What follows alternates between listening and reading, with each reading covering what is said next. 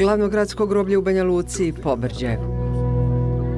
Desetine malih humki i spomenika. Na velikom broju godina rođenja je i godina smrti.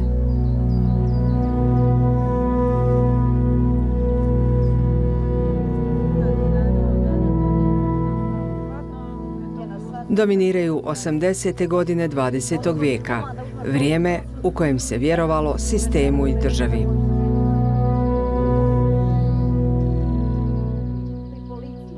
Jedan takav mali grob obilazila je Milka Zorić iz Kozarske Dubice punih 40 godina. Nakon poroda 7. jula 1982. ono što je trebalo biti njena najveća radost nakon rođenja kćerki bliznakinja, ubrzo se pretvorilo u bol koji nikada nije prestao.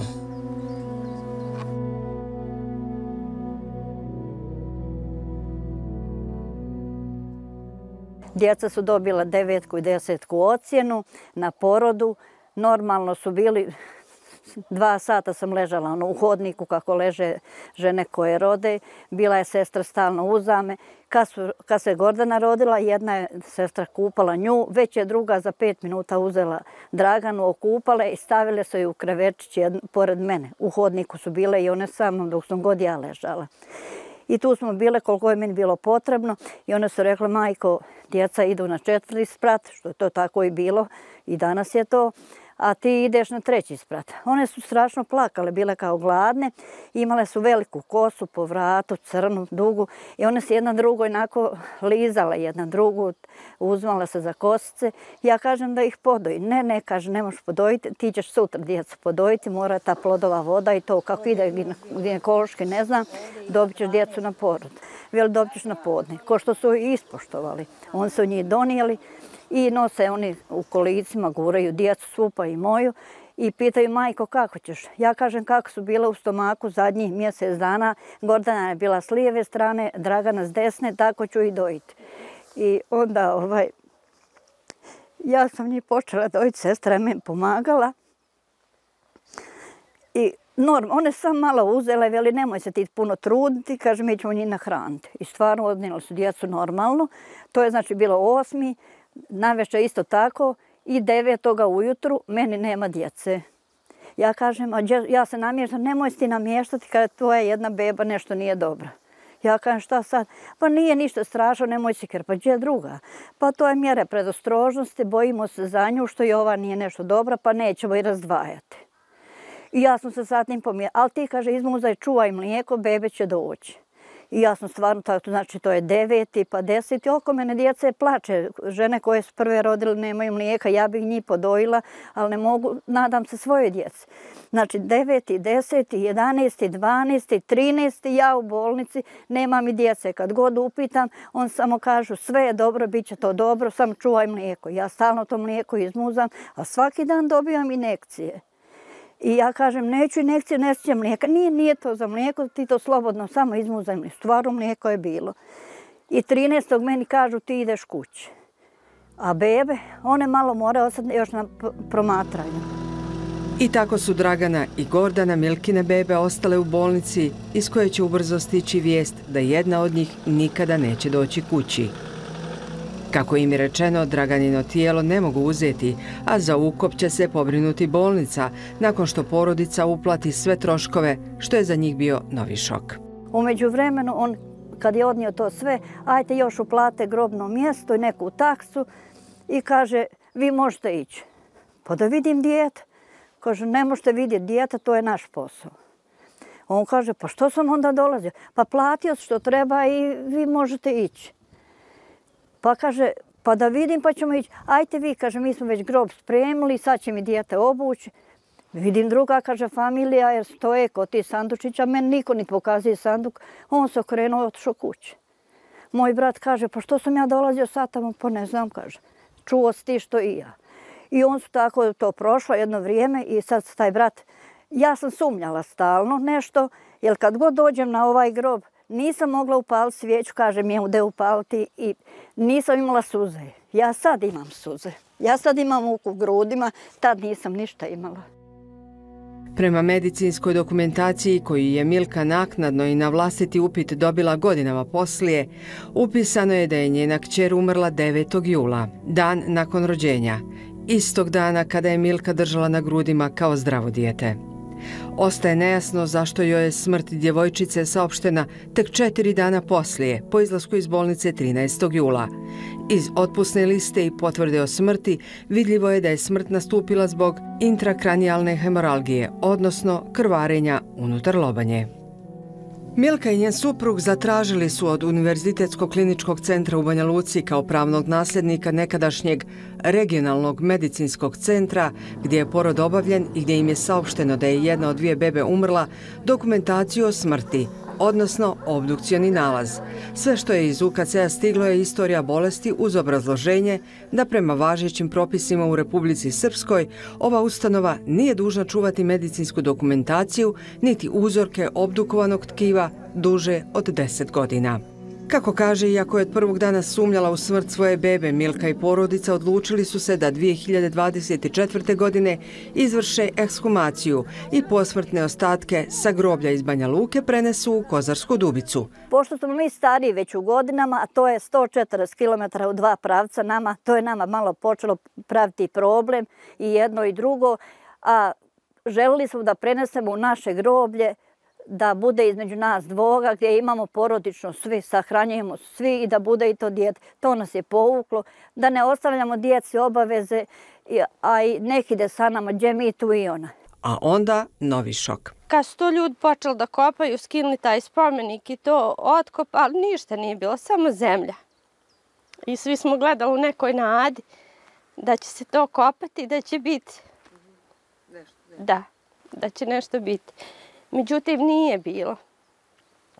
Ništa nije bilo, baš ništa. Ni platna, ni kosti, ni ostataka od sanduka, ništa nije bilo. Ja sam se bojala da to nije dovoljno duboko, da još kopaju i da kopaju, da nešto nađu. Ali nema ništa.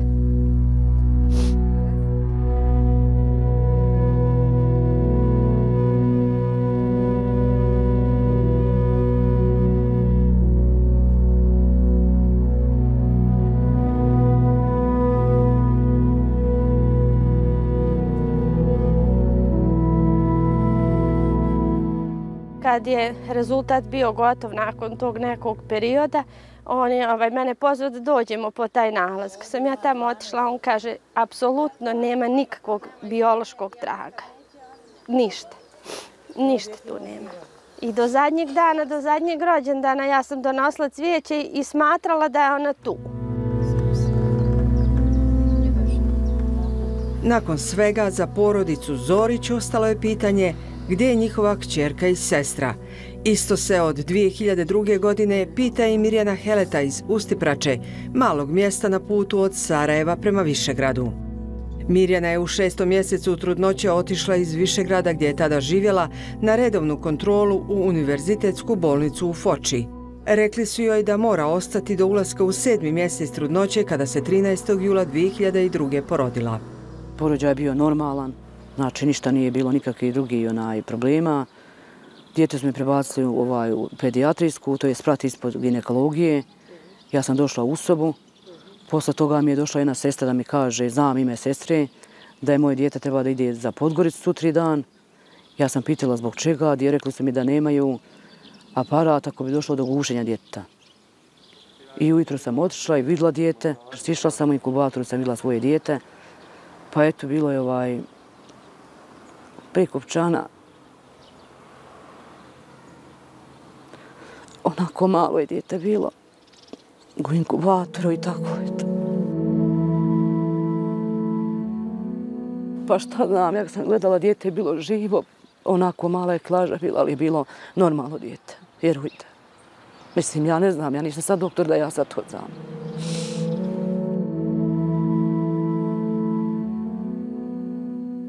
I oni su stavili dijete u sanitet sa inkubatorom. Kako su, ja to stvarno ne znam. Znači, mene nije niko pitao. Ja nisam dala nikakav svoj potpis da moje dijete ide tamo. I došli su sa sanitetom do Plužina i tako njeva priča bila. Tako su rekli da se sanitet pokvario da su čekali drugi sanitet dođe iz Podgorice, prebacili su dijete, kao put je dobro dijete podnijelo i rekli su mi da će mi dijete preživjeti. I ja sam još posle toga ležela nekoliko dana u bolnici, izašla sam kući u Išorad i 11 dana sam ja zvala u Podgoricu, moje dijete je bilo dobro i zdravo. I ja sam taj dan zvala ujutru i zvala sam posle podne, da bi oni meni, ta neka sestra tamo, ja stvarno nisam pitala koja, da bi ona meni rekla dijete vam je dobro, zdrava, šta zovete 2 puta na dan, da me ujutru stigao telegram da moje dijete uveče umrlo u 10:30. Mirjana se sjeća da su joj ljekari rekli da zbog iscrpljenosti ne može ići iz Foče u Podgoricu u pratnji svoje bebe. Nije me niko ni pitao da moje dijete ide tamo. Ja nemam nigdje da sam potpisala da je moje dijete otišlo. Mislim, ja to mogu da shvatim pored Beograda, pored Sarajeva, pored Banja Luke, da moje dijete otišlo u Podgoricu. Ja sam posle nazvala doktoricu, ona je meni rekla kao, eto, posle sve naše te medicinske toga što smo odradili, kao dijete je preminulo, ja sam pitala zbog čega, kako. Ona je rekla kao došlo je do gušenja, nismo mogli, kao nismo bila dovoljno pluća razvijena. Moje dijete živjelo tamo 11 dana. I rekla mi je da ne moram ja dolaziti po dijete, da ga saranjujem, pošto je to takva ta situacija i stres i sve to, da oni imaju tamo groblje gdje saranjuju tako tu djecu koja umru. I rekla mi je samo da pošalje moj doktor koji me porodio iz Foče neku dokumentaciju u Podgoricu. I ja sam nazvala tog svog doktora što me porodio, šta je on radio, da li je poslao, da li nije, ja to stvarno mogu da znam. Ni tada ni sada Mirjana nije dobila nikakav dokument po čijem nalogu i zbog čega je dijete iz Foče upućeno na dalje liječenje u Podgoricu, što je vidljivo iz knjige protokola. Jedini medicinski dokument koji ima je potvrda o rođenju djeteta u kojem je naveden sat i dan poroda bez podataka o kilaži i zdravstvenom stanju djeteta. Nikada nije dobila ni izvod iz matične knjige umrlih, ni u Foči, ni u Podgorici. Nekoliko godina poslije, kaže Mirjana, počela je da sumnja da dijete nije mrtvo i krenula je u potragu za dokumentacijom iz koje bi saznala više. U Foči sam tražila iz arhive da mi dostave kad sam se porodila, pod kojim brojem, koja soba, koliko sati, koji dan. Kad je dijete, na primjer, otišlo u Podgoricu, da mi danu i to, koji broj saniteta, i sve sam ja to tražila. Tu dokumentaciju nisam dobila. Dobila sam samo da sam primljena, ja od čega sam prije toga liječena, se nisam porodila, i dijete da je primilo prvu vakcinu i drugu da treba da primi za mjesec dana. A što se tiče Podgorice, nisam nikakav dokument u Foči dobila da je moje dijete otišlo u Foču, u Podgoricu.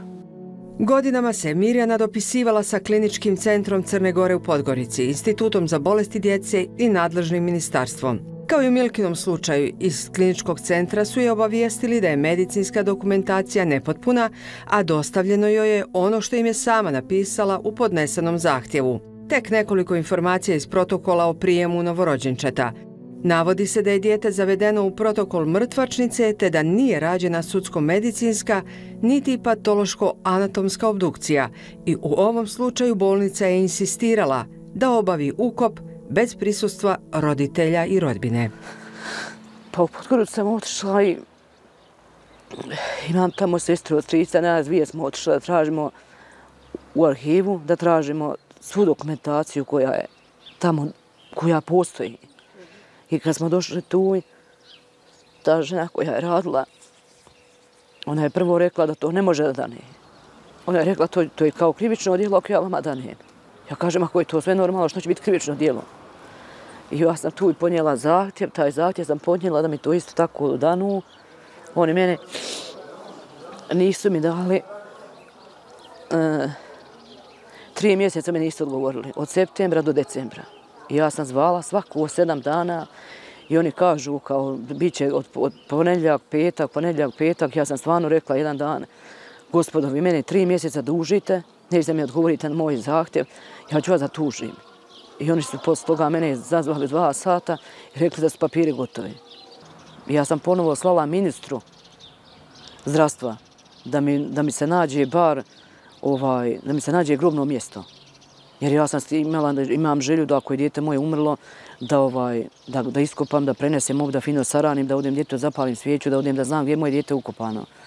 Oni su meni rekli kao da ne mogu to da nađu, nego su samo našli u arhivi, u mrtvačnici papir, da je moje dijete uveče preminulo u to i to doba.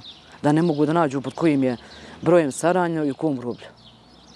Ja, vjerujte, znači, to je toliko zapetljano, ja mogu da shvatim nikako šta se tu dešava. Znači ja sam lično posumnjala da je moje dijete neko uzeo. Iskreno rečeno.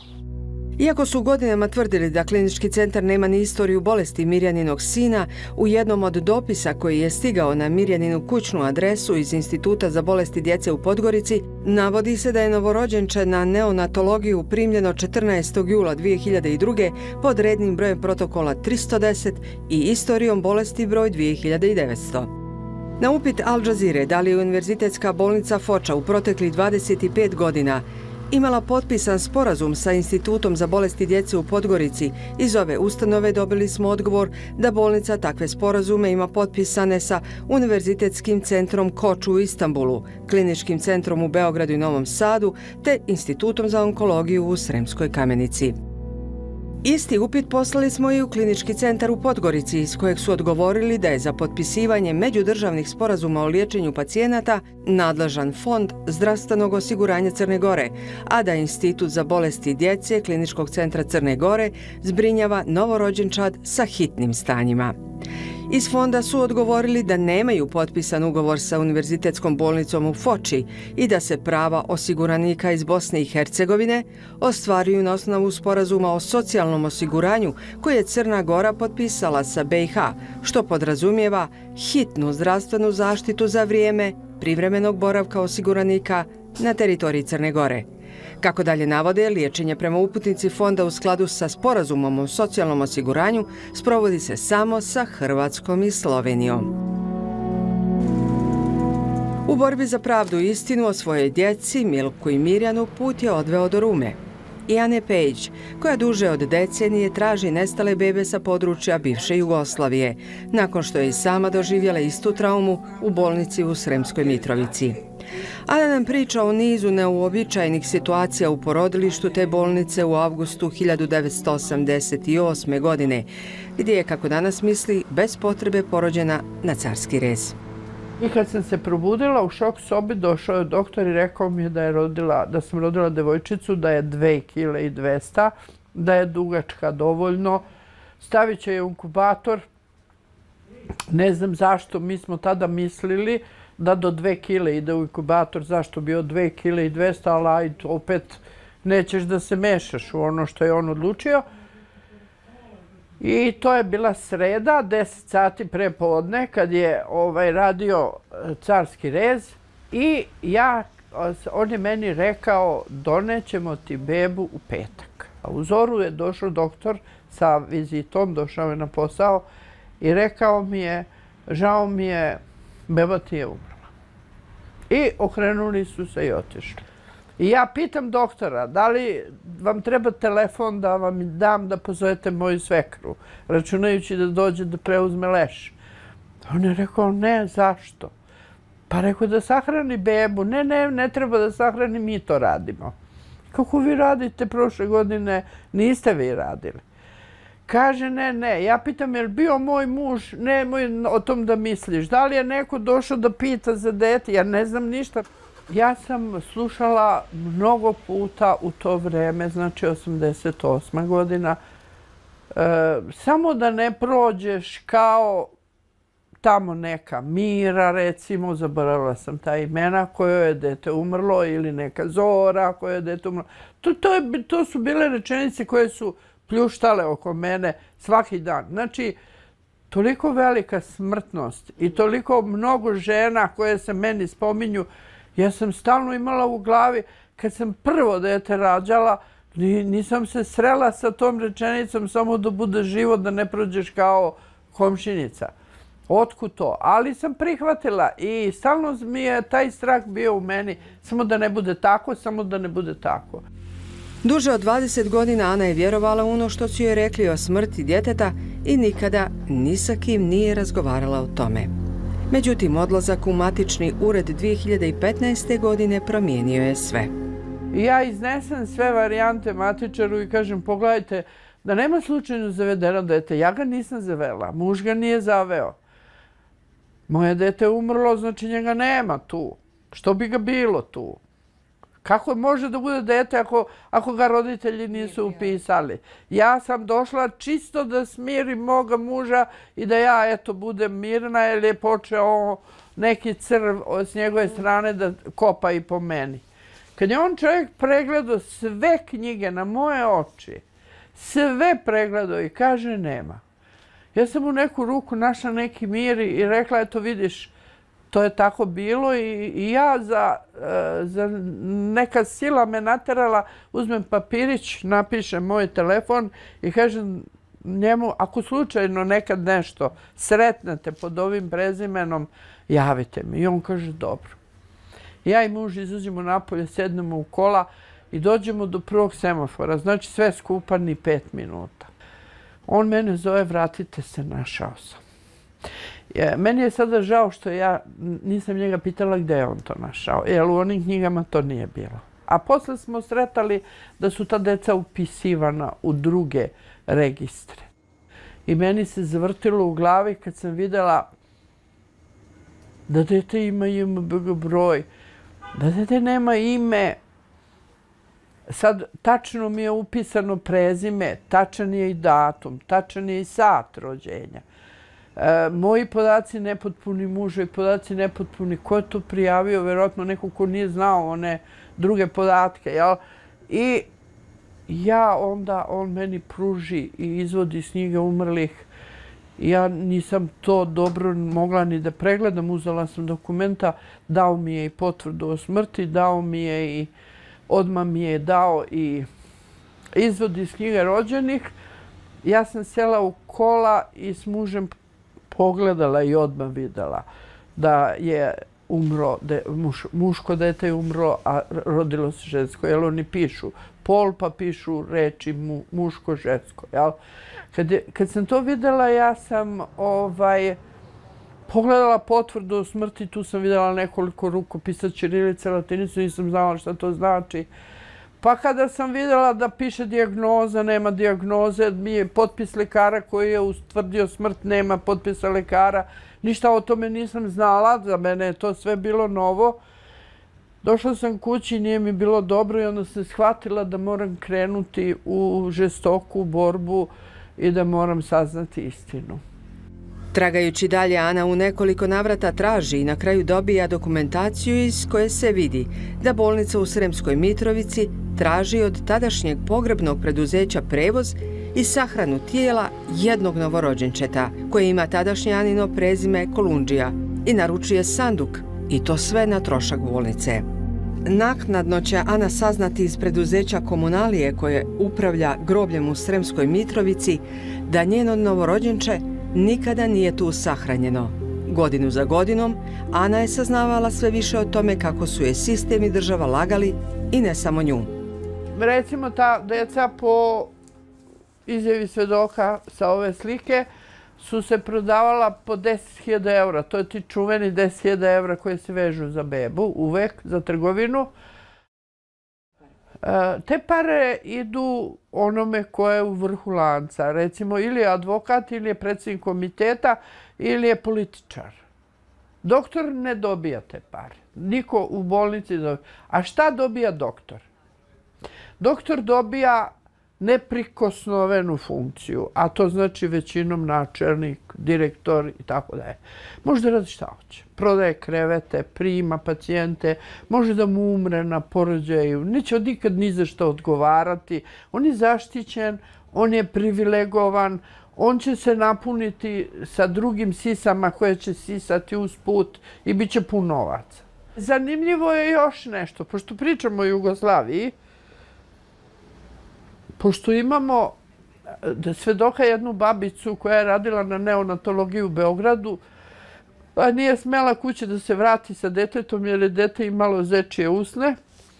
Sa svojim detetom? Da. Pa joj je mama rekla da to dete treba da umre, ne treba da živi, jer ima neke... Mama joj je bila poznata političarka i ona nije smela da ide kući, bojala se za to dete i smesti se u Zvečansku. Zvečanska je bila prihvatilište za majku i za dete. I onda su joj rekle njene koleginice koje su tu radile, pošto je ona bila babica, a ove su bile medicinske sestre, znači medicinari, su joj rekli, ženo, budi par dana i beže odavde, ovdje se deca prodaju za milionske iznose i onda je ona pitala strancima, onda je ona pitala, pa kaže kako, pa reći će nekom, pa država, pa državna institucija, pa sad ako si ti lopov, nisu svi lopovi, jel? Ima tu neko ko drugačije razmišlja.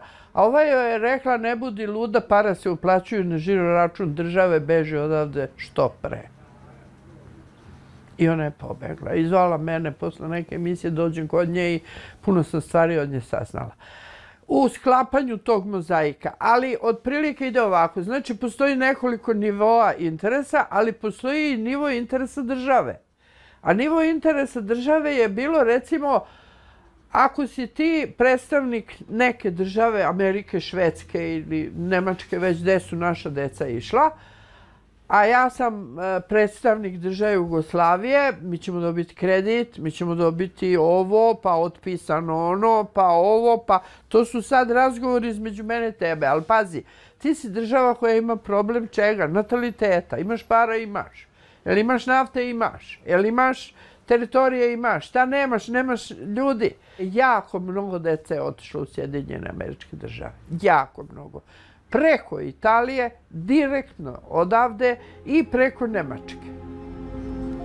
Zbog javnih istupa i izjava o aferi otete bebe, jedan od ljekara koji je porodio Anu, Dušan Madžić, tužio ju je za klevetu.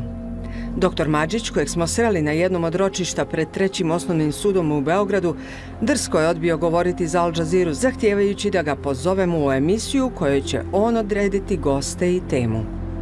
Istraživanjem ove teme godinama se bavi banjalučki novinar Željko Raljić, pokušavajući doći do istine šta se desilo sa njegovom sestrom, rođenom 1967. u nekadašnjem Skendervakufu, današnjem Kneževu.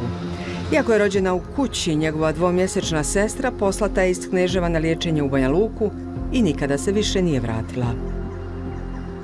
Majka je rekla da dijete očito nije imalo dovoljno mlijeka, pa je češće plakalo. A oni su ga uzeli pod tvrdnjom da ima problem s plućima.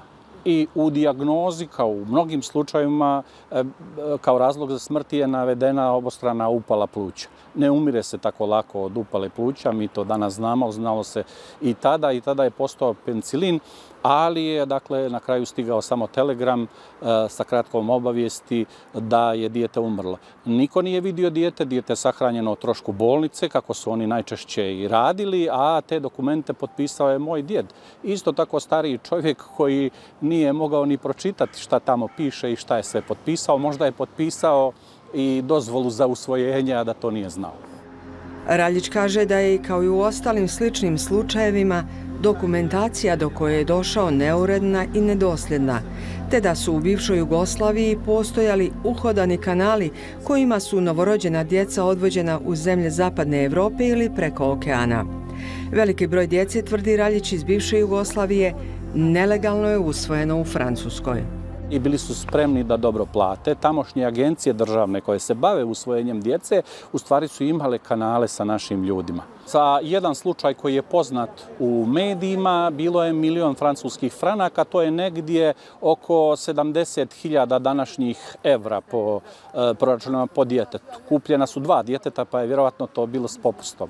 Dakle, možemo reći da je 100.000 evra bila cijena za jedno dijete. Ali je činjenica da mi imamo potvrđeno, dakle, po pronađenim bebama, po djeci koja su javila da traže svoje biološke srodnike, jer oni tamo kad zatraže od agencije, a vrlo često i od tih usvojitelja dobiju kompletnu dokumentaciju usvojenja i onda traže biološke pretke. Dakle, oni ne znaju da li su bili djeca iz neželjenih brakova, djeca maloljetnih djevojaka i tako dalje, pa su dati na usvajanje, ili su prosto ukradeni iz porodilišta, čega je bilo jako puno, a centri za socijalni rad dobrim dijelom, osim brige za socijalno ugrožene, o čemu se nije mnogo govorilo u socijalističkoj Jugoslaviji, jer za Boga nije se smjelo biti siromašan u zemlji blagostanja, ti centri za socijalni rad prvenstveno su služili za legalizaciju krađe djece. odnosno za zakonita usvojenja. Pod navodnicima zakonita jer nisu potpuna, ta usvojenja su rađena bez znanja roditelja.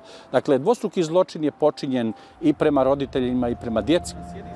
Prema informacijama koje su godinama istraživale porodice koje sumnjaju da su im djeca oteta pod opravdanjem njihove smrti, kažu da su prva sumnjiva usvojenja u bivšoj Jugoslaviji počela odmah poslije Drugog svjetskog rata, 1945. usvajanjem ratne siročadi tadašnje Jugoslavije. Ističu da se tokom nekoliko decenija lanac trgovine djece odvijao pod zaštitom države, jer su ga činili ljudi iz tajnih službi, matični uredi, centri za socijalni rad i svakako ljekari različitih profila koji su bili u kontaktu sa djecom.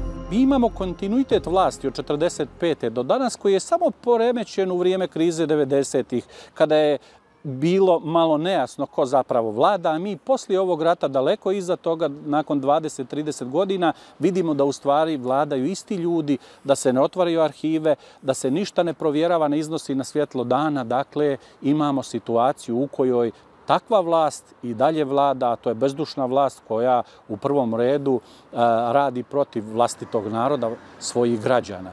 U matičnim uredima, u arhivama bolnica, u arhivama gradova, u arhivama službe državne bezbjednosti postoji dokumentacija.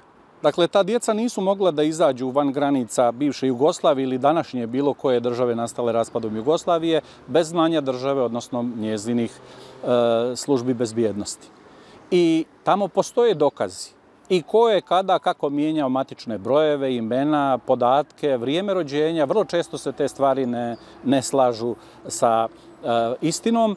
Dakle, u njihovim rukama je istina i dalje. Nisam siguran da su oni spremni da otvore i dio toga. Na stranu što postoji odgovornost, što sutra roditelji i srodnici mogu da se pojave i traže obeštećenje od države, jer djeca su nestajala u državnim bolnicama. Mi nismo tada imali privatnih. Sve što se dogodilo, dogodilo se u državnim institucijama. Dakle, to je direktna odgovornost države. Ja mislim da je to zločin nad zločinima. Dakle, to je klasična otmica pod okriljem države koja se kasnije pretvorila u otimačinu. Kad država oslabi njene institucije, onda otimak stigne od ljekara, preprodavaca, dilera, grobara. Svako ko je bio u prilici da otme nečije dijete, on je to i uradio, možemo i tako reći.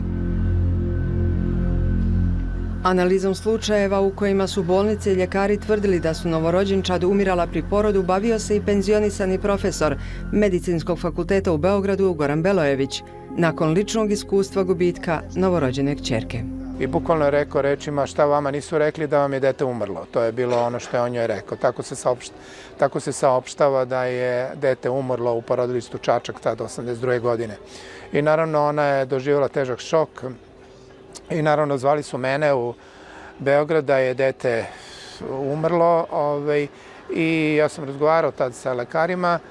Oni su mi rekli da ne mogu da pokažu dete pošto dete će biti sahranjeno, ide na obdukciju prvo, a onda će biti sahranjeno na groblju koja je negde u okolini, tim rečima, u okolini porodilišta. Naravno, ja kao lekar, mladi lekar, tada sam apsolutno verovao šta mi se govori, nisam to uopšte nisam postavljao pitanje i rekli su mi da je bilo intracerebralno krvarenje, odnosno krvarenje u mozgu i da je dete nije moglo da se spasi. Bilo malo čudno jer je živo rođeno i zaplakalo, kakvo crno intracerebralno krvarenje, sa tim dete ne zaplače i ne može dobiti Apgar 8. U to što mu je rečeno dr. Belojević posumnjao je poslije nekoliko decenija. Zato što se poklapa po mnogim karakteristikama sve ono što se događalo drugim majkama. I onda sam ja krenuo u analizu, zato što sam naučnik. Ja sam lekar, ali se preosnovno bavim naukom. Ono što je bez izuzetka kod svih, to je da nema leša deteta. Zato što smo mi tražili gde je naše dete i rekli su nam na Čačarskom groblju da ga nema. Niti je tog dana rođena devojčica nije sahranjena na Čačarskom groblju. Onda sam išao u porodilište da ih pitam, a gde je to groblje? Oni su mi rekli, koje groblje? Nema ovde nikakvo groblje. Nema ovde nikakvo groblje. To znači da su lagali. Prvo je da nema leša drugo je da najčešće noću, treće da majka ne vidi mrtvo dete. Ako umre, ne može da ga vidi. Ne može, da. Vrlo često ne vidi ga ni posle porođaja. Zato što, kao što moje supruzi nisu dali da ga vidi, iako ga je rodila prirodno, samo su ga odneli. Nisu ga stavili na grudi, kao što se novorođenče stavlja majci na grudi. Ne. Nisu je stavili na grudi da ne bi videla šta je rodila. Ja ne znam da li ona rodila devojčicu. Ja to ne znam, jer to ona nije videla dete. Ona je, znači, ako je kradeno, mogla je da je rodila i dečaka, a onda je to idealno. Pišu da je rođena devojčica, a prodaju dečaka. I to je vrlo indikativno, to je vrlo često su radili. Promenu pola ne može ga naći posle. Znači, piše da je devojčica, a rođen je, recimo, dečak i obrnuto. I to je zajednička karakteristika. Ono što je zajedničko, to je vrlo često je davanje sedativa porodilji. To je vrlo često. Znači, to davanje sedativa injekcijona, ne tabletom, nego injekcijom da ona ne bi ni znala šta je data. Znači, injekcija je data i taj sedativ je onda jak. To se daje da bi ona bila ošamućena i da ne bi mnogo pitala. Sljedeća značajna zajednička karakteristika, to je kruženje određenih dijagnoza. Jedan uski krug dijagnoza se piše kao uzrok smrti. Te dijagnoze su ekstremno retka medicinska stanja. Kao što je recimo vicium cordis, to je srčana mana kod novorođenčeta, to je ekstremno retka situacija kod novorođenčeta. I znači meri se u delovima promila, znači ispod 1 na 1000. To je vrlo retka pojava, vicium cordis, smrtonosna srčana mana. To je jako retko. Međutim, ovde često. Ovde se često piše. Isto tako, dosta često piše se sepsa, trovanje krvi. Kod novorođenčeta ekstremno retka situacija da novorođenče ima trovanje krvi. To je izuzetno retka situacija. To mora da se dogodi nešto intrauterino, da majka bude nešto bolesna, da ima tešku infekciju pa se onda dete, to je jako. Međutim, ovde je relativno često. Sljedeća česta dijagnoza je intracerebralno krvarenje. Jer morate da napišete nešto šta je uzrok smrti, razumete? Ne možete da napišete uzrok smrti ima ospu po koži. Od toga se ne umire. Znači, mora biti smrtonosna. Onda intracerebralno krvarenje isto jako retko. A ovde je jako često. Znači, jer to su te cerebralne paralize. To su retke pojave, to nije često, to su retke pojave. Međutim, ovde je to često, mnogo češće nego što bi čovjek, recimo, za jedno porodilište očekivao. Onda postoji, recimo, aspiracija plodove vode. To često pišu, aspiracija, udahnula je plodovu vodu i dobilo je, znači, pneumoniju, respiratorni distres i umire od pneumonije najčešće. Ne može beba koja se rodi, koja zaplače, da je aspirirala plodovu vodu. Jer ona ne može da zaplače ako je aspirirala plodovu vodu. Jel' tako? Ako recimo vi pijete vodu i vi udahnete malo vode, pa vi niste ni za šta, razumete, vi onda život je ugrožen. Kako crno plakanje, ne možete ni da vičete. Jel' tako? A piše, kaže, aspiracija plodove vode. I onda sam vidio da lažu i mažu. Znači, lažu i mažu.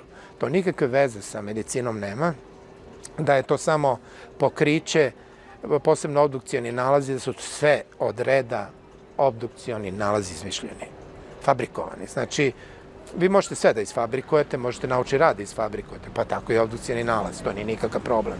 Čak ja mislim da imaju i default i onda samo ubacuju težinu, dužinu, pol, onda imaju već dijagnoze koje su tu, ubacuje dijagnozu i samo kuca default i samo ubacuje praznine. Shvatio sam da je to. Znači, u onim slučajevima da je očigledna krađa. Bilo je međutim slučajeva gdje je porodiljama direktno nuđeno da prodaju svoj novorođenčad. Po prvi put o tome za Al Jazeera javno svjedoči Marija Nikolić, koja se u martu 1974. porodila u bolnici Narodni front u Beogradu. Ja još uvijek onako dosta iscrpljena. Negde oko 11 sati ulazi žena jedna koja je onako dosta visoka, krupna, ali je imala neku neobičnu uniformu, znači to nije bila uniforma ni medicinske sestre, ni lekara, nego imala sam utisak da je neka spremačica u pitanju i onda je uperila prst u mene i rekla, ti kreni za mnom, prati me. Ja sam tako iscrpljena krenula za njom. kad sam došla u hodniku, tamo su još neke žene u istom pravcu išle tim hodnikom. Ja sam sve smatrala da je to vezano za dete, zato što sam unapred znala da će to dete morati da ode specijalno u stacionar za prevremeno rođenu decu i to će me svakako pratiti do kraja života. Ta žena meni kaže, prvo me pita kako sam, to je valjda ovako uvod, pa onda nakon toga kaže, ali ne bez persiranja, kaže, hoćeš da prodaš bebe. Ja, učinilo mi se da se šal. Ja vidim da se ona uozbiljila i kaže da, evo, zašto? Ti si mlada, imat ćeš još dece, a inače dobila bi velike pare ili možeš da biraš pare ili stan. I ja sam se onako zapanjila, iznenađena sve. U svemu tome ja kažem, molim vas, ja zaista vas ne razumem i ne želim o tome uopšte da sa vama razgovaram, ko ste vi uopšte, ali nije ona dozvolila da ja tu sa njom puno komuniciram. Znači ona se nakon toga što je videla da sa mnom ne može, odnosno da ja odbijam, onda se ona udaljila. Jedva sam dočekala nekome da ispričam to šta se desilo, međutim naišla sam na jedno ćutanje i koliko sam razumela, sve mi je bilo jasno da se o tome ne sme pričati. Sad ja u strahu kako, šta će biti sa detetom, prosto sam i ja prećutala sve to. Marija je nakon toga provela nešto duže od mjesec dana s bebom u bolnici, a po povratku kući čekalo je novo iznenađenje. Ta ista žena se pojavljuje nakon jedno mjesec dana i onda mi je rekla šta ste odlučili. Ne, nije mi persirala, znači šta si odlučila? Ja kažem,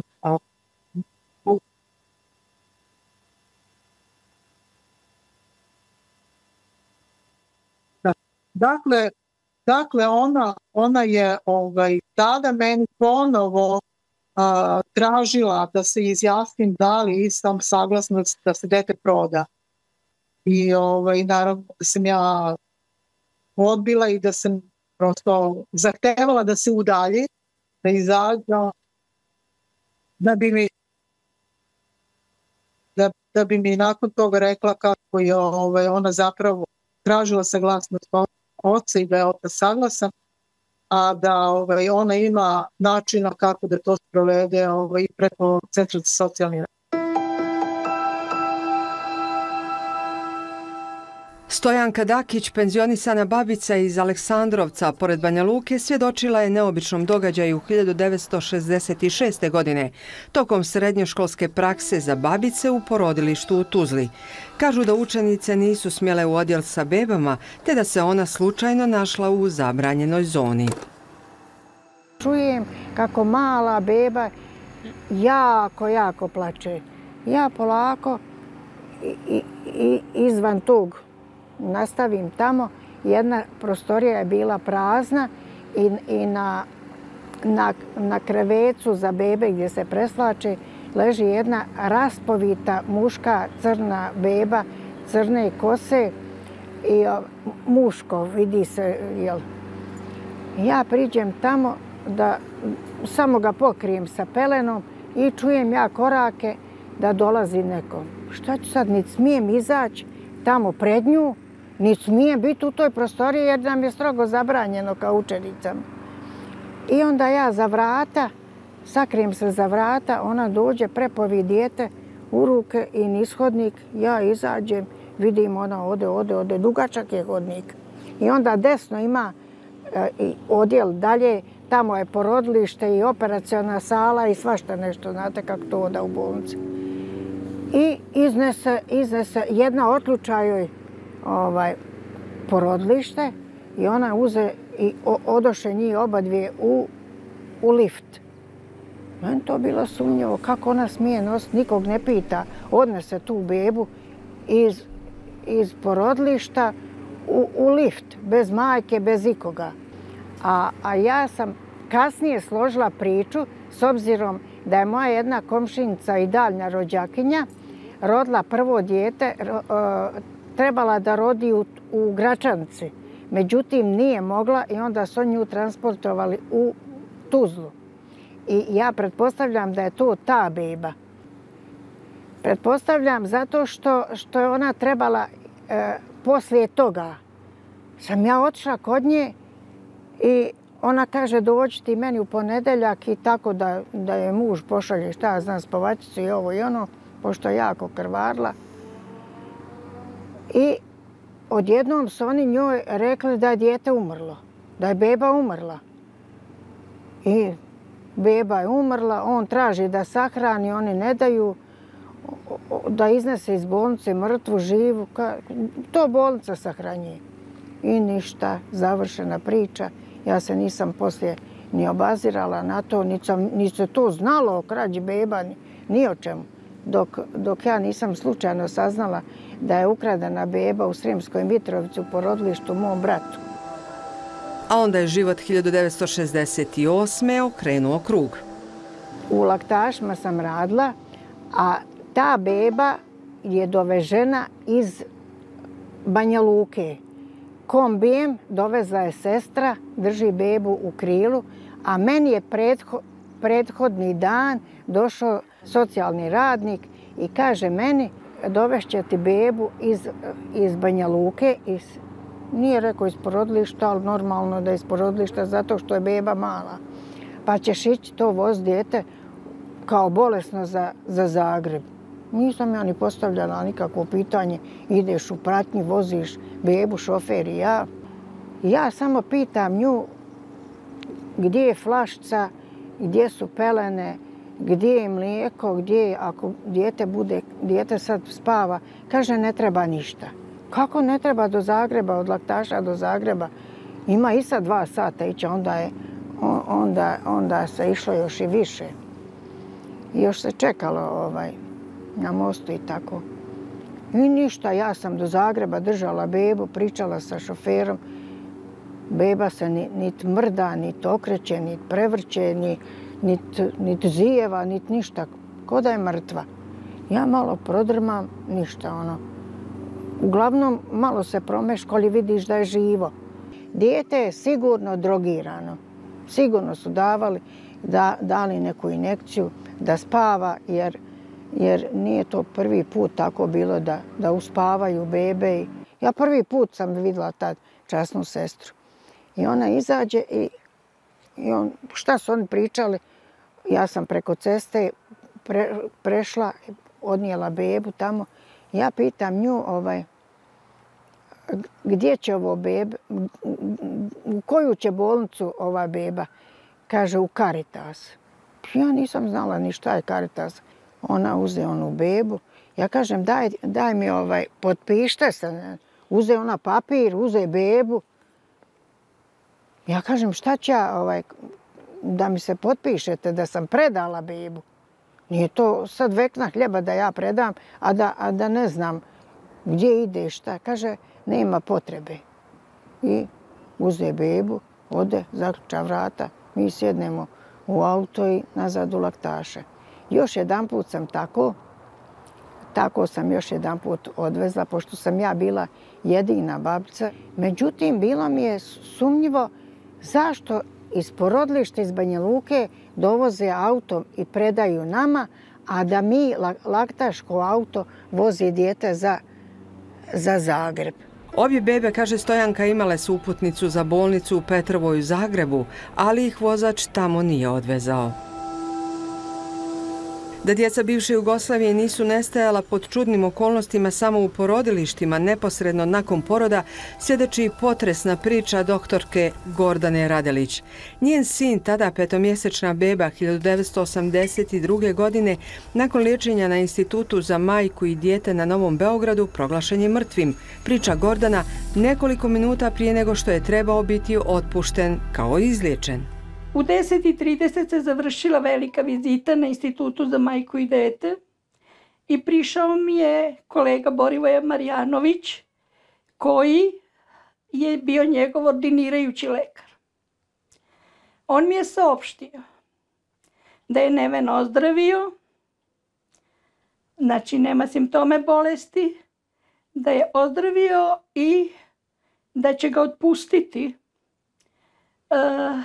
sa lečenja, ali tek kroz 2 sata kad on završi vizitu po svim odeljenjima instituta, jer je to bila velika vizita tog dana, dok smo čekale, mi smo prešle na terasu i u prvoj prostoriji videle Nevena,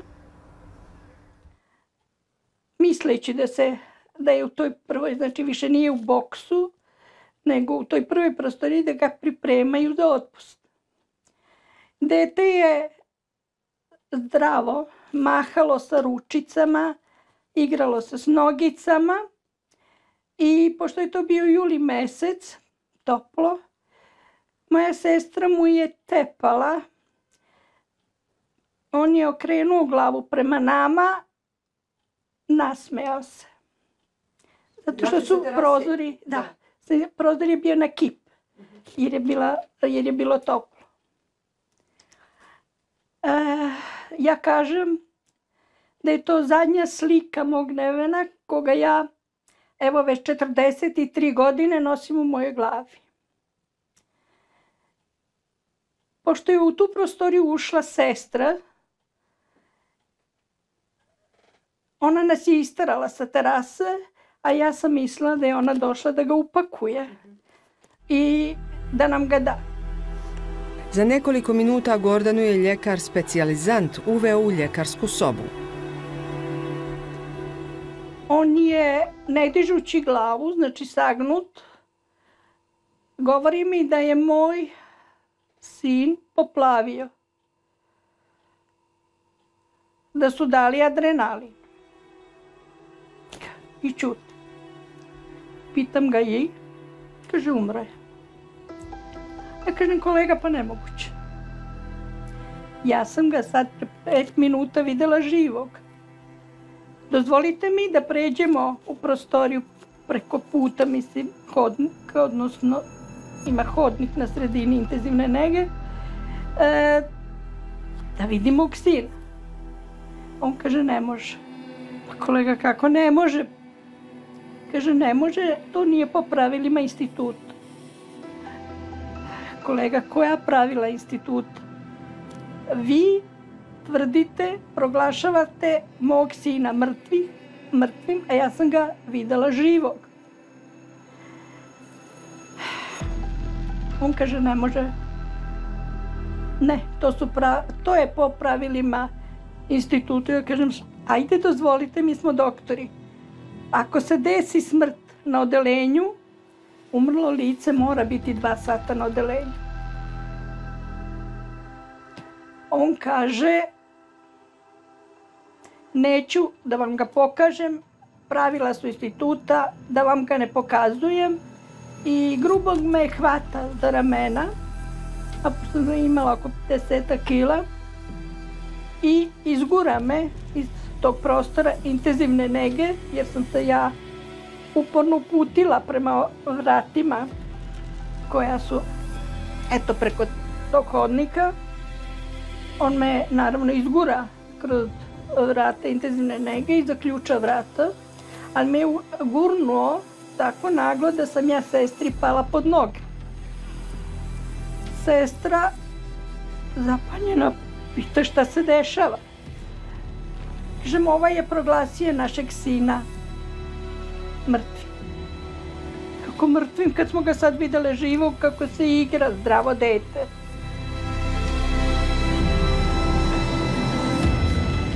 Ni Gordana, kao ni ostale majke, nije dobila otpusno pismo niti potvrdu o smrti, uz uobičajena obrazloženja da je dokumentacija uništena baš za tu godinu u vremenskim neprilikama.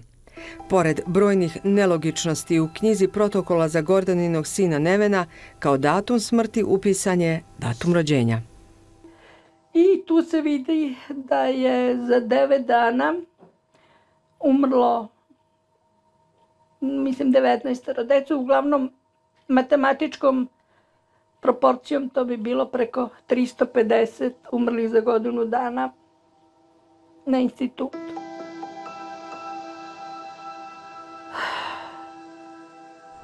Početkom 2000-ih u javnosti se sve više govori o aferi beba.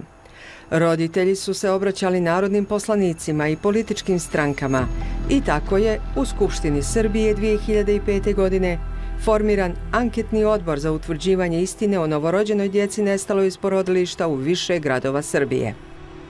Nakon godinu dana Skupština Srbije je usvojila njihov izvještaj sa prijedlogom 7 mjera da se mora izvršiti deblokada MUP-a, sudova i tužilaštava. Nažalost, ni 20 godina poslije ništa od ovoga nije provedeno. Jedino što se te 2005. promijenilo u Zakonu o zdravstvenoj zaštiti u Srbiji jeste obavezna identifikacija umrle osobe. Zakon o zdravstvenoj zaštiti u Srbiji tu ne pravi razliku kada su u pitanju umrla deca i bilo koja druga umrla osoba. Dakle, govori se o umrlima bez obzira na njihovu starost. I zakon daje mogućnost, odnosno obavezu zdravstvenoj ustanovi da obavesti punoletnog člana i da ga pozove da vidi telo svog umrlog srodnika. Dakle, to je dužnost zdravstvene ustanove da omogući tako nešto, a u istom momentu zakon kaže da porodica ima pravo da odbije to. Takozvane kliničke obdukcije, odnosno obdukcije koje rade patolozi, se rade u situacijama kada to zatraže lekari. Dakle, lekari koji su lečili umrlu osobu. I one se gotovo bez izuzetka rade u situacijama kada smrt nastupi u toku lečenja u bolnici. Dakle, patolozi neće po pravilu raditi obdukciju neke osobe koja je nađena mrtva ili umrla u stanu i tako dalje. Prirodno je da vi ponudite roditeljima da sahrane to dete. Nisu domaće institucije, ali sa ovom aferom bavio Evropski sud za ljudska prava u Strasburu, koji je 2013. godine presudio da je Zorica Jovanović pretrpjela trajnu povredu prava na poštovanje njenog porodičnog života, jer joj je tužena država Srbija u kontinuitetu nije pružala pouzdane informacije o sudbini njenog sina, koji je proglašen mrtvim 1981. Na naše pozive da govore na ovu temu oglušili su se i ministar unutrašnjih poslova Srbije Ivica Dačić, iz kabineta ministarke za rad, zapošljavanje, boračka i socijalna pitanja Milice Đurđević-Stamenkovski, na naš upit da nam dostave informacije o zakonom propisanim uslovima za inostrano usvajanje djece iz Srbije, da li i s kim Srbija ima potpisane sporazume o saradnji u ovoj oblasti, da li su to agencije ili vladine institucije nekih drugih zemalja, odgovoreno je: molimo vas da se za odgovore na pitanja koje ste nam poslali u e-mailu obratite nadležnom Ministarstvu o porodici i demografiji. Jedino što je država Srbija, ali samo ona od svih iz bivše Jugoslavije uradila nakon presude Suda za ljudska prava u Strasburu, jeste donošenje zakona o utvrđivanju činjenica o statusu novorođene djece za koju se sumnja da su nestale iz porodilišta u Srbiji, javnosti poznatiji kao Zakon o nestalim bebama 2020. godine. Kako se ništa ne bi poduzelo, je Srbija donijela taj zakon u kojem nije otvorila ni dala mogućnost provođenja istraga, već je zapravo jedan od noviteta u tom zakonu formiranje komisije za utvrđivanje činjenica. Što je naravno nonsens jer ne možemo i ne trebamo utvrđivati činjenice koje su već opće poznate, a opće poznate činjenice proizilaze iz materijalne dokumentacije koju upravo država kreirala putem svojih institucija, odnosno podsistema, to su prijem u bolnicu, vođenje trudnoće, prijem u bolnicu, porođaj, zatim prijava, dakle, rođenja, prijava smrti, istorija bolesti i niz drugih dokumenata do, naravno, sve lokacije ukopavanja djece koja. To su opšte poznate činjenice, te činjenice ne treba utvrđivati, one su već utvrđene. Dakle, trebalo je samo otvoriti istrage koji će analizirati i eventualno potvrđivati kroz iskaze određenih drugih, dakle, lica, odgovornih lica i na temelju toga podizati eventualno optužnice. I sada, naravno, došli bi u drugu fazu, to je ono što je u Srbiji kroz nekoliko presuda već definisana, to su zastare za gonjenje krivičnih dijela koja su počinjena već sada, recimo, prije 30, 40 i 50 godina. Samo u Višem sudu u Beogradu od početka primjene ovog zakona podnijeto je stotine prijedloga roditelja za utvrđivanje statusa djeteta, a kod većine zaključenih predmeta oglašeno je da se status nestalog djeteta ne može utvrditi. Zakon je predvidio da se i u tim slučajevima roditeljima isplati 10.000 eura, na šta većina roditelja ne pristaje. Profesor Dizdarević kao član međunarodnog ekspertskog tima istraživao je okolnosti nestanka beba sa područja Zapadnog Balkana. Interesantan je modus operandi da većina majki je čula plač, a nakon toga da nije dodirnula dijete, što naravno utiče na psihološku vezu između, pored biološke, utiče i na psihološku vezu, a nakon toga je postojala jasna faza u kojem je majka u vrijeme dok je ležala, dakle, u bolnici 24 sata, dakle, ukazano da je dijete ima određene zdravstvene probleme zbog koje se upućuje u neonatološke centre koji su bili tada u Novom Sadu, Beogradu, kad govorimo o Srbiji, Tuzla, Zenica kad govorimo o Bosni i Hercegovini, Podgorica kad govorimo o Crnoj Gori, Maribor kad govorimo o Sloveniji, a naravno nekoliko dana nakon toga u prosjeku između 3 do 15 dana putem depešarnog sistema, odnosno ili telefonski, su roditelji obavještavani da je dijete preminulo. Također ono što mogu za sada iznijeti jeste da postoji nesklad između materijalne dokumentacije, odnosno od trudnoće koja je recimo ocijenjena sa maksimalnim ocjenama, poroda koji je ocijenjen sa maksimalnim, dakle, ocjenama poroda, do određenih devijacija u pisanoj propratnoj dokumentaciji koja se javlja u postporođajnim, dakle, elementima i vezuje se za dijete. Također dio djece koja je prema dokumentaciji umrlo je bilo predmet sudsko-medicinskih obdukcija, dio, dakle, nije. I naravno, nakon toga se gubi svaki trag u smislu da su djeca sahranjivana na određenim lokacijama koje se nikad nisu mogli identifikovati. Prvi modus jeste da su, recimo, između republika djeca završavala, a potom, naravno, kada je otvoren put sigurnog, bit ću vrlo direktan, trgovine djecom, onda je dio djece završavao na evropskom kontinentu, odnosno tržištu, pa i naravno na prekookeanski. Čak neke brojke dosežu do 250.000. Kako institucije na sve apele i zahtjeve roditelja koji vjeruju da su njihova djeca bile žrtve trgovine i dalje ćute, na raspolaganje svoje znanje i pomoć u Srbiji stavio im je dugogodišnji operativac policije, danas penzioner Slavko Nikić. Za one koji su trgovali decom, oni su roba. I morate da shvatite da na tu decu oni jesu gledali, gledaju i gledaće dok god se ne suočimo sa onima koji su sve to organizovali kao sa robom.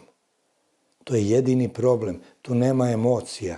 Tu nema ničega što bi njih iznutra sprečilo, makar pojedinca, da se krene od nečega. Ne. Kogod je pristao da radi za službu koja bi to pokrivala, pre toga je napravljen zločin nad tim pojedincem, odnosno ispran mu je mozak do tog nivoa da je on zaista verovao da je državni projekat trgovina decom. Otimanje dece je zločin u kome službe imaju ozbiljnu ulogu po onome što sam ja istraživao. Doktori, medicinske sestre, bez namere da ih diskreditujem ili vređam na ovaj način, ali oni su u trgovini zabranjenom robom koja se u ovom trenutku zovu deca, bili samo puki dileri. Prvo da mi objasni načelnik resora, odnosno detašmana državne bezbednosti, na čijoj se teritoriji desila otimačina bebe. Kako je moguće da on ne zna? A po onome šta on treba da radi, izvlačimo zaključak iz imenice koje je iz imena njegove službe koja se zvala resor državne bezbednosti. Pa da li je resor državne bezbednosti čuvanje fotelja ili građana? To treba da mi odgovore. Nikić vjeruje da, ako bi postojala politička volja, afera o nestaloj djeci bi mogla biti brzo i efikasno riješena. Sva porodilišta koje se nalaze, počev od Subotice pa do Preševa, ne znam, do Prištine u to vreme, odnosno od Đevđelije do Maribora, jer to ne traje samo od kad se ovo desilo, svi pripadnici službe koji su živi, a ovo ću vam reći što mi ovog trenutka palo na pamet, a oni koji nisu živi, da dođu na sastanak, da im, ako neće niko, ja kažem, sve one blagodeti koje su uživali od svojih roditelja, odnosno od oca, koji je bio visoki funkcioner resora državne bezbednosti, javne, kontraobaveštajne ili vojne, nije ni bitno, bezbednosti, nisu to tih plata. To je njihov tata verovatno dobio kao deo profita od robe koja se zvala trgovina bebama, da znaju da su plivali po raznim morima na suzama majki te dece. Znači govorite o djeci? Tako je. Sličnog mišljenja je i Najdan Vojnović, pukovnik u penziji iz Niša, iz kojeg je, kako tvrde roditelji, krenula afera otete bebe. To je počelo faktički posle Drugog svjetskog rata, kada ste imali puno sirotinje, kada je to bilo po bolnicama, gde je ta služba zdravstvena, socijalna i ostale slabo bile razvijene i tada su se našli isto ljudi kojima je novac bio preči od ljudskih života, od dece i krenulo se u zarađivanje novca sa 5 minuta straha i bez i malo drugog rizika i sa vrlo malo troškova ulaganja. Te metode i procedure otimanja bebe se ni do danas nisu promenile ni u Srbiji, ni u zemljama bivše Jugoslavije, ni u evropskim zemljama, ni u svetu. To mora biti organizovana grupa sa različitih nivoa, pre svega vlasti pa ostalo. Mi danas imamo isto tako trgovinu decu iz različitih interesa, što za prošenje po ne znam, Italiji, Nemačkoj i tako dalje, da deca prose na ulici, to su već starija deca, što za prodaju dece stranim državljanima. Ja, koliko sam skoro vidio na internetu, u Srbiji zvanično postoji katalog oko 240 dece koja se daju, ustupaju strancima na usvajanje. Koliko je djece usvojeno u postupku inostranog usvajanja proteklih 20 godina, koliko djece čeka da bude usvojena na ovaj način trenutno u Srbiji, pitanja su koje je Al Jazeera uputila u kabinet ministarke za brigu o porodici i demografiji u vladi Srbije Jeleni Žarić-Kovačević, ali nam niko nije odgovorio.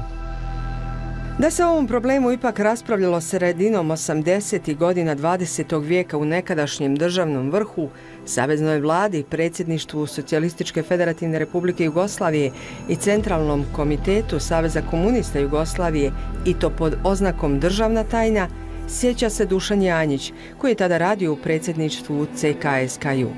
Politički je to postao problem, ali to je negde, ja ne mogu opisati tačno godine, vam kažem, takva dokumenta se ne zadržavaju, ali otprilike mogu. Otprilike znam kad sam radio u predsjedništvu CKSKJ, to su neke godine onoga krvavog našeg zapleta, poslije raspleta od 86. do možda čak i kraj tih godina, 88. 89. kad takav jedan materijal ide, prošao je vladu, ne znam koje telo, ali imao je pečat vlade, da li ministarstvo i to, ili neka koordinacija, to se radilo, i došao je na tu zajedničku sednicu 2 predsjedništva. I partijskog i ovog državnog. Dakle, i znam da je tada taj dogovoreno politički, da se to kao nastavi, a u suštini je skinuto od dnevnog reda, jer je, kako se to tumačilo, narod mora da se istraži, nalozi su dati, da se to dalje istražuje. Počele su i prve inicijative u regulisanju, mora se reći. To se lako utvrditi, da je promenjen neki zakon, baš o transplantaciji organa prvi, ali to je već bilo pred rat. Tako da rat je uključio i ovaj biznis na veliko. Drugo, to je bila tako ozbiljna tema i istraživanje i nalazi zabrinjavajući, pogotovo za Srbiju i Kosovo unutar, dakle, Srbije, Vojvodina manje, Bosna i Hercegovina, kako se ja sećam tih podataka, manje imala Crna Gora i Slovenija, Hrvatska je imala. I to nisu svuda bili direktno samo pitanja preuzimanja dece, uglavnom se deca stavljena u, da kažemo, pod status nerođenog. I to je direktna zloupotreba, dvoje se rodi, jedno se nije rodilo. To se posle potvrdilo u istraživanju koje je radio Jukom. Dakle, bilo je tu oni, što kaže, pobočni, to je ta trgovina decom. To je bio deo opšte trgovine decom svetske, evropske, a imale te punktove, to su takozvana specijalni domovi za siročad. Ja moram kažem da sam ja to čitao, poštovao odredbu, onaj dokument koji je išao na Saveznu vladu, odredbu da je to državna tajna, naravno ne pravite onda beleške, ali meni je kao pravniku to bilo, ne samo moralno, nego pravno. U čemu je pravni problem, to moramo znati. Jugoslavija nije imala regulisano pitanje koje je Evropa imala. Znači, organa, pa onda fetus postane organ, znači, uopšte transplantacije i sad nijemamo to zakonodavstvo. Znači, to je bila jedna pravno neregulisana oblast. Prosto se iz one logike komunističkog morala, socialističkog verovalo da ko bi svoje dete prodao ili ukrao ili tuđe dete. Tako da je to prvi problem. Drugi problem je tu uloga lekara. Jer takve stvari se ne mogu raditi, govorim i o organima, a i o proglašavanje da je neko umro, a nije umro, ili zamena dokumenata, što je, nažalost, dan danas jako prisutno.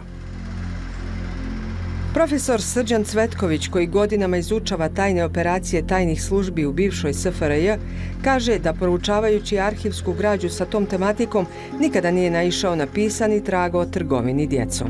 Ja sam u tome čuo od raznih svedoka i osoba koji se bave time, ustupali su mu neku dokumentaciju, ali što se tiče dokumentacije službe državne bezbednosti na tu temu, ona ne postoji. Dakle, ono što je predato Arhivu Srbije, Arhivu Beograda i ostalim arhivima, ono što sam ja video kao sekretar državne komisije koja je istraživala razne vrste zločina u tim raznim operacijama od 1944. pa na ovamo, uglavnom je to građa predata do negde, ajde kažemo, polovine 60. godina, to pada Rankovića, tako da kažemo, i u tim dokumentima nema traga takvoj vrsti operacije. Služba se od tamo Drugog svjetskog rata bavila svim i svačim. Bavila se i nedozvoljenom trgovinom, švercom, prometom opijata i tako dalje. Sve od čega se moglo profitirati. Jer je glavno bilo pitanje kako doći do deviza. I za državu i za službe. Tako. I to je večno pitanje, provlači se do danas, jel tako? I to nije slučaj samo, da kažemo, jugoslovenske tajne policije, već i KGB-a, CIA i mnoge drugih organizovanijih i moćnijih službi. Svi su to radili i tu ne treba postaviti pitanje da li se to radilo, već samo u kojoj meri i na koji način je to provođenje, u smislu, dakle, koliko je ljudi zaista bilo izloženo tome. Provodili su se razne mere sofisticirane represije, to je bilo na neki način osobina tog režima posle 50. godina. Šta hoću da kažem? Pa da, recimo, u jednom trenutku, kada je Jugoslavija potpisala razne paktove, kada je trebala se predstaviti kao demokratska, da ima tu neku liberalnu komunističku fasadu, kako je Tito voleo da ima, jel tako, i mnogo je pazio do toga, on se čak i kandidovao, jel tako, za Nobelovu nagradu za mir 70. godina. Upravo u to vreme se dešavaju upravo te sofisticirane akcije, represije. Recimo, ljudi koji su neki, recimo, kritikovali režim, oglašavaju da su bolesni i opasni po okolinu, a ne kategorišu se kao politički neprijatelj. Ima nekoliko desetina takvih slučajeva. Tako da u sklopu te akcije otmice beba, preprodaje dece kao lukrativan posao ili za prosto potrebe nekih funkcionera i šta ja znam, to me nikako ne bi iznenadilo, ali ono što hoću da kažem da nisam našao neku dokumentarnu potvrdu o tome i mislim da je to rađeno kao neka vrsta operacije koja nije smjelo biti nekog papirnog traga. Jer to je zapravo jedna jako tajna operacija i izlazi iz normi čak svih zakona, pravila službi i tako dalje. Postoje običaj na Savetu za zaštitu ustavnog poretka kada se raspravlja o tako nekim operacijama koje moraju biti tajna, koje izlaze iz domena nekog zakonitosti, tako?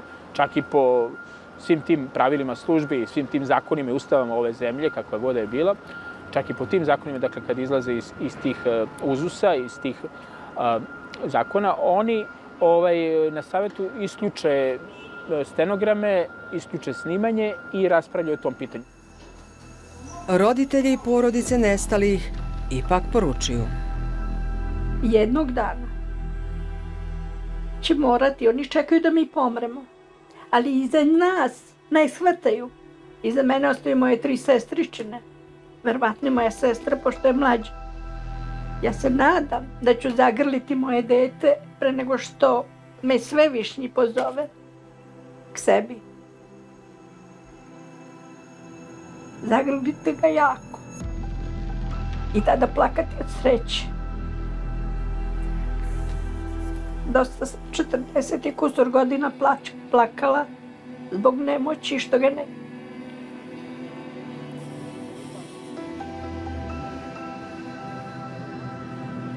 Ako nekad ili možda da gleda ovako neku emisiju ili da neko njeni ili da, ne znam. Ja mislim da je mene neko dijete uzelo. I to dok ne umrijem ja ću to tako sumnjati ili dok ne nađem neke papire. Znači moja duša i moje srce tako osjećava. Znači dokle god se ti mračni zločini ne otkriju, nema nama budućnosti.